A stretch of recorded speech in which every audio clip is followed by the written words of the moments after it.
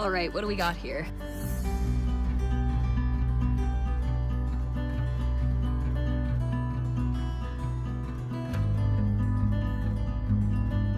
There are 10 items in front of me that you should always carry with you on the trail.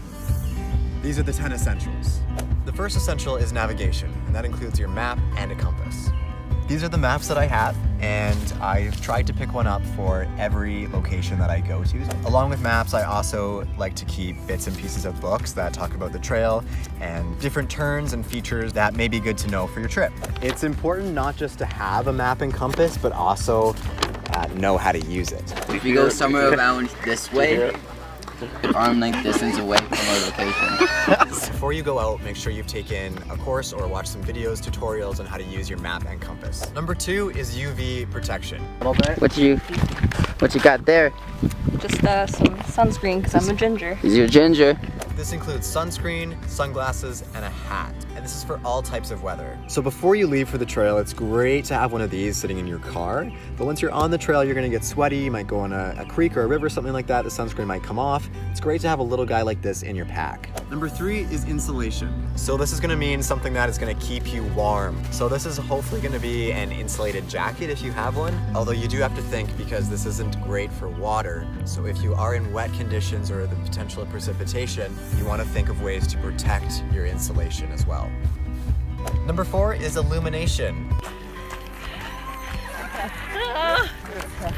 It's okay. Everything's okay.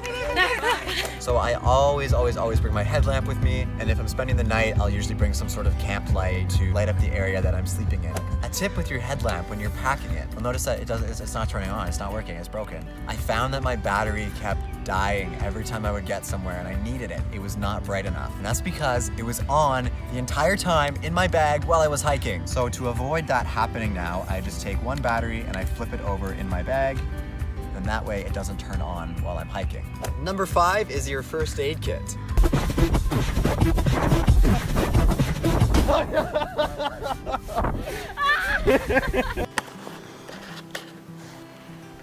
Do you want to clean the wound, or do you want to keep it how it is so you're kind of like badass?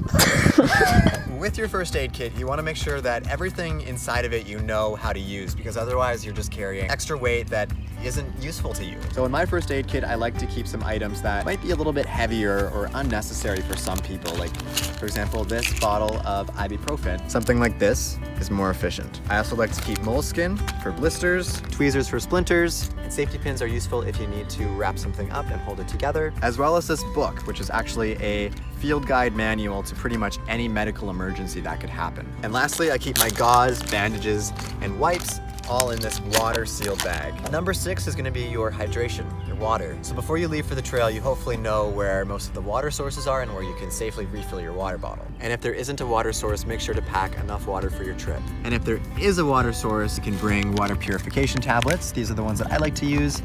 Or a life straw, which is not as efficient. You can't have as much water on you, but I have had to use this at a time when I was extremely thirsty and I didn't want to wait the 30 minutes that it takes for these to activate. Number 7 is nutrition. The basic rule of nutrition is that when you're going out, you want to pack extra food to last you 1 day longer than your original plan. So a hiking classic is Cliff Bars. They're a great trail snack, a breakfast bar. Generally, you don't want to steer too far away from your regular diet. You're out in the wild, you don't want to feel sick. Number 8 is going to be your fire starting kit. Some people think that matches are all you need in your fire starting kit, but the truth is they don't stay lit long enough for you to light anything else. So in that case, we need to bring paper or something that is going to stay with the flame so we can dry things off and create the warmth that we need. Number 9 is going to be your repair kit. So this might include a Leatherman. If you're carrying a thermarest or something like that, it might be important to have something that's going to repair your sleeping mat for the night, or it could be something as simple as duct tape. Duct tape is also good if your pack has a hole in it, or if something has a leak, something you need to seal. It's very useful. And finally, number 10 is going to be your emergency blanket. Emergency blankets can be used for so many things. It is a great source of heat, can be used as shelter above you, it can be used to keep an injured person warm or to line the floor of your tent. I encourage you to be creative with this important tool. This is way too much. We've never gone on a hike with this many things.